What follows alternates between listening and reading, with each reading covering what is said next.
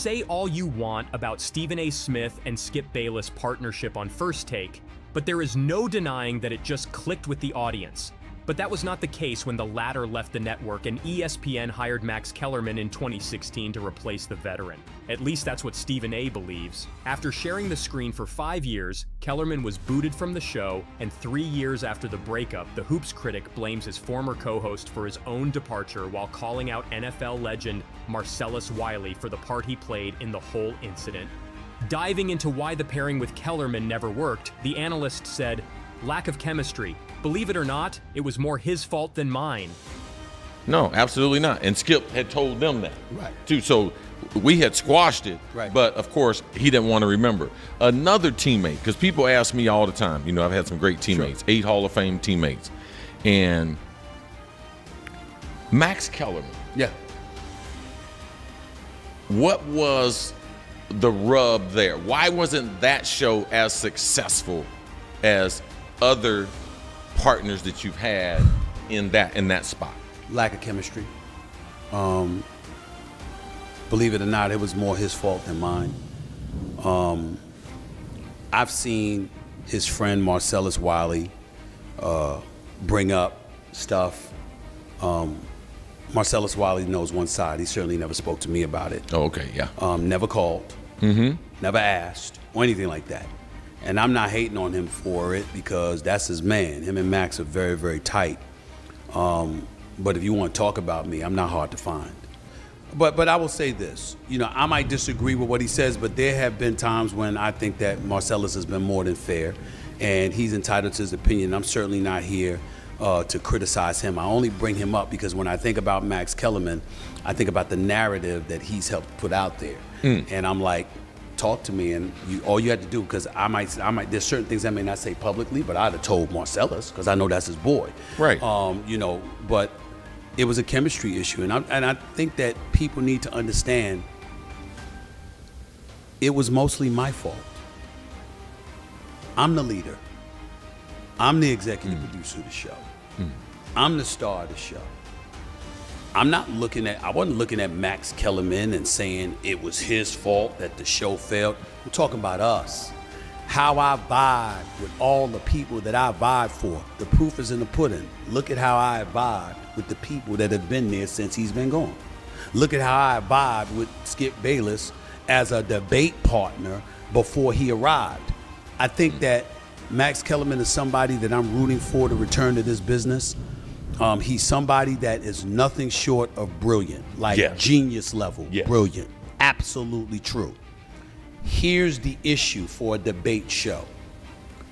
Because you are such a genius and you are so brilliant, and you have the ability to articulate yourself the way that he does, at some point in time, you're talking and you're talking and you're talking, and you're talking above the audience to the point where they find themselves asking, what did you just say? Now, I might get it because I know you. And I know where you're going. Right.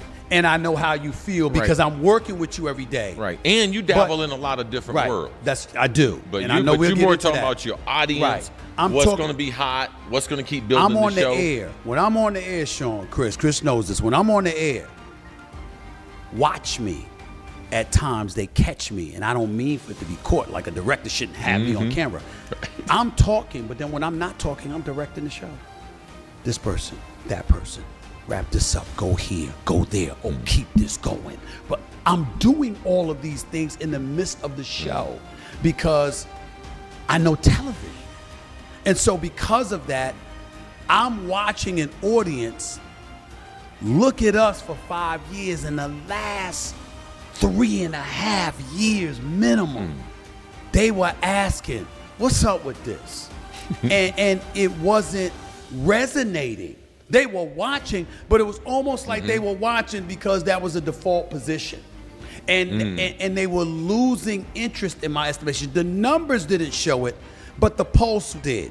In terms of our numbers digitally, in terms of me being at games and seeing the reactions that we were getting off of the things that we said, seeing the storylines that were being peeled from content that we had discussed on the show. And 99% of it was about me. About 1% of it was about us. That's not what I want. I want somebody that's going to come at it in a way where the impact is palpable enough, where it's comparable enough. And if you don't have that, then you don't have a partnership. You might have a show, but you don't have a partnership. People that are rising together. And I felt the staleness. It's our job when we're doing television to get a sense of the pulse of the audience. Yes. And I got the sense that the audience was losing interest. And so I knew it was me, but I said, it's us because it's a debate show. I can't debate myself, and you got to be willing to step out there, take a position, et cetera, et cetera. Not to say that he wasn't at times, because clearly he was. But Skip and I had set a standard. And so the audience had an expectation, fair or unfair, that he was going to live up to that standard that Skip had set. So it really wasn't about Stephen A. It was about the Skip element and comparing that to Skip, looking for him to create that kind of fervor. And when it didn't happen, all of a sudden you felt a staleness. And I wasn't going to sit idly by and just let it continue to feel that way. I said, we got to do something. So we are not an ideal peer, what y'all want to do. And that's how that happened. And so I root for him, you know, I mean, because obviously, listen, I got fired in 2009. That brother got morning radio, and he got an afternoon show, okay? And then obviously they had to make whatever decisions they had to make with layoffs and all of this other stuff. But this dude has been in the business working for HBO. He's worked for ESPN. He's worked for Fox. I have nothing but respect for him. He's a decent, really good dude at his core, and I'll never root against him. And so I just hope that, I just know that if he were covering boxing and interviewed me, or vice versa, we could do that. If we were doing Sports Center, we could do that. My issue was he and I together strictly for a debate show. There's certain people, there's certain couples, pairs, that just don't work as a debate team. And that's all I was trying to say. This suggests that Stephen A. is firm in his belief that there was no alignment between them. Although the ratings didn't show it, Stephen A. Smith believes that the audience had begun losing interest soon after Max arrived. When he was removed, his pal Marcellus Wiley wondered if it was because Max was smarter than Smith and did not want to play the role that he wanted. But Stephen A. recently took a dig at Wiley, saying, "Marcellus Wiley knows one side. He certainly never spoke to me about it, never called, never asked, or anything like that." While he understood why Wiley was defending Max as the two are great friends, Smith blamed the former NFL star for the narrative he's helped put out there. Revealing the true reason behind Kellerman's removal, Smith claimed on the Fully Loaded podcast that his genius became his own enemy. At some point in time, you're talking and you're talking and you're talking and you're talking above the audience to the point where they find themselves asking, "What did you just say?" Yes, Stephen A. noticed that there was a disconnect between what Max was saying and what the audience wanted to hear, and he didn't feel that would work in the long run. Is Stephen A. Smith right to blame Max Kellerman for their breakup? Stephen A. Smith admitted that he did not like working with Max Kellerman. Well, this is not the first time Stephen A. has addressed Kellerman's departure from ESPN. Even last year, he admitted on the Joe Budden podcast, "I did not like working with him. It was mainly because Smith felt the show was getting stale and was no longer resonating with the viewers. And in his words, I didn't want to go from number 1 to number 2 when Skip left." Having been in the media business for decades, Stephen A. understands what does and doesn't work for the fans, and his pairing with Kellerman certainly did not, in his opinion. Now the team is setting WNBA attendance records with over 500,000 fans over their first 33 games this season. Some have compared Caitlin Clark to Tiger Woods and how she's revolutionized fan engagement in women's basketball. Overall attendance, in case you missed it, is up by 20%, breaking TV viewership ratings and merchandise sales. Either way you slice it, it's clear that we're witnessing a golden era in the sport. Caitlin Clark, what'd I tell y'all? Every time you switch on your TV to watch the WNBA, Caitlin Clark breaks another record. While that might be a bit of an exaggeration, that's how dominant her rookie season has been. Just last night, she surpassed Tamika Catching's 594-point mark to become the Fever's all-time rookie scoring leader. The shot that got the job done? Surprise, surprise. A long-range three-pointer. Impressed by the rookie's dominance, veteran analyst Stephen A. Smith bestowed her with a huge honor while retaliating to WNBA legend Sheryl Swoopes in an argument involving the young gun. Rookie of the Year race is over. She ended that Friday night. Not that she wasn't in the league to begin with, but she ended that Friday night when she dropped 31 on the Chicago Sky when they were blowing them out. Okay? She ended that Friday night. Angel Reese and her Chicago Sky. In August, the analyst called Swoopes out for not mentioning Caitlin Clark on her podcast while giving props to the Indiana Fever for their successful season. As expected, the legend clapped back, claiming that Stephen A. made assumptions without watching the entire episode, even calling him a coward. However, the analyst stood by his words in the latest episode and said, "Yes, I did listen to your entire podcast. You didn't mention Caitlin Clark, so I was right." Then he responded to Swoopes' coward remark, "It was pretty damn immature to come back at me like that. Called me an effing coward because I called you out for not doing your job?" Apart from letting his frustration out on the legend, Smith also had high praise for Clark and made a not-so-surprising comparison. We got the baby-faced assassin in men's basketball with Steph Curry. They might say that about her before all is said and done because she pulls up from the parking lot as well, the vet analyst concluded on the Stephen A. Smith show. She jumped all in my ass because I sat up there and said, hey, how you going to ignore Caitlin Clark? You know what she brings to the table. How you just going to ignore her? That's not an accident. Sheryl Swoopes is a champion. A champion. Look at her tweet and what she put up about me. You talk about whomever and whatever you want to on your podcast, correct? So why can't I? Also, did you listen to the entire episode? Nope. I have a personal relationship with these players, and they deserve recognition as well. That ain't the point, Sheryl Swoopes. Just like Steph did with the NBA, Clark seems well on her way to revolutionizing the WNBA with her insane shooting ability. In just 33 games, she is only 2 3-pointers shy of reaching the 100 mark. And she has done it with a solid efficiency of 34.1%, which will only get better as she adjusts to the Pro League. Stephen A. Smith acknowledges the Caitlin Clark effect, deems Arati race over. Ever since draft night, all eyes have been on the on-court rivalry of Caitlin Clark and Angel Reese. With their competitive history since college, many have even deemed it the women's version of the iconic Bird and Magic rivalry. And they have not disappointed so far as the duo has been the frontrunners for the ROTY trophy most of the season. However, Stephen A. believes that there is a clear winner between the two. Rookie of the Year race is over. She ended that Friday night when she dropped 31 on the Chicago Sky. Yes, dropping a huge double-double against Reese's team and blowing them out, Clark might have gained an edge in the race for the trophy. Moreover, the Caitlin Clark effect can even be seen through the numbers.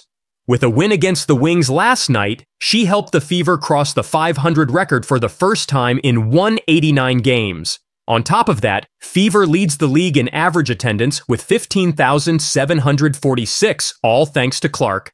Meanwhile, the average attendance for the rest of the league when she is not playing is only 8,490.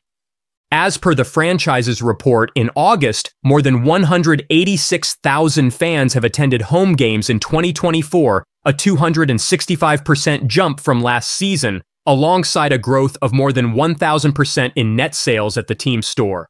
Be it with the attention she has brought to the WNBA or her amazing talent, Clark has proven to be a generational talent, and it is understandable why Stephen A. was livid with Swoopes for not showering Clark with the praise that she deserves. Do you agree? Fever's Caitlin Clark breaks WNBA rookie record for assists. Add yet another milestone to Caitlin Clark's record-breaking 2024. Her latest coming Sunday in the Indiana Fever's 92-75 win over the Seattle Storm as she broke the WNBA single-season rookie mark for assists. Clark, who leads the WNBA in assists at 8.3 per game, had 9 Sunday to reach 232, passing Ticha Penicheiro's previous rookie record of 224 set in 1998. Penicheiro was the number 2 pick that year for the Sacramento Monarchs, who are no longer in the WNBA. She helped lead the Monarchs to the 2005 League Championship and finished her career with 20,600 assists. Third most in WNBA history. Clark was 4 years from being born when Penicheiro came into the WNBA and was 10 years old when Penicheiro retired, but Clark said the two connected during her college career at Iowa, and she knows enough to accurately describe Penicheiro, who is regarded as one of the most creative and exciting passers in women's basketball history. "If you watch her highlights, she was definitely a better passer than me," Clark said. "She had way more flair to her game. She would spin around and make these crazy passes. I kinda just run in transition and chuck it up there and hope for the best." So Caitlin, we saw you were at the game last night in the suite. Is that the same suite you were in for the swimming trials, or are you just going suite by suite? I think I might be going suite by suite. It was weird. It felt so different being in there for the swimming trials than this, obviously. It's just the way they had it separated and had a whole pool in there is kind of hard to comprehend. But obviously my first Colts game, and even though it wasn't really a real game, it was still a lot of fun. My dad was the one that wanted to go, so he's a big football fan, so he was enjoying it, and it was fun for me too. And you know, getting to do stuff outside of basketball and take your mind away from it is really fun for myself. So hopefully there'll be a few more where I can go to that are, you know, the real deal. But the fans were pretty excited too. In fact, Clark's passing is one of her top attributes. Along with scoring a Division I men's and women's record 3,951 points at Iowa, Clark had 1,144 assists, third in NCAA Division I women's history. She topped Penicheiro's WNBA rookie record in her 28th WNBA game. Penicheiro set her mark in 30 games. With the expansion of the WNBA regular season to 40 games, Clark still has 12 games remaining to add to her assist total. The overall WNBA single-season assist record is 316, set last year in 40 games by the Connecticut Sun's Alyssa Thomas. Clark, at her current pace, could eclipse that in 11 more games. Thomas currently is second in the league in assists with 202 through 26 games. "If you'd told me I was going to lead the league in assists coming in here in my rookie season, I probably would have told you that you were lying," said Clark, who also had 23 points, 5 rebounds, and 2 blocks Sunday. "But I take a lot of pride in that. I want to set my teammates up first and foremost, because that's going to help you have the most successful team. I'm always looking for my teammates in transition. That's where I tend to thrive the most." Indiana, 7th in the WNBA standings, is now 13-15, matching last season's win total. The Fever haven't finished with a winning record since 2015, when they went 20-14 and made the WNBA Finals. They haven't made the playoffs since 2016, when they were 17-17. "I think we just have a really balanced attack," said Fever guard Lexi Hull, who had a career-high 22 points and was 6 of 7 from three-point range Sunday. "It's just really fun to watch when you have Caitlin running in transition. The ball can go anywhere. Anyone can knock it down. Our offense is just so fluid."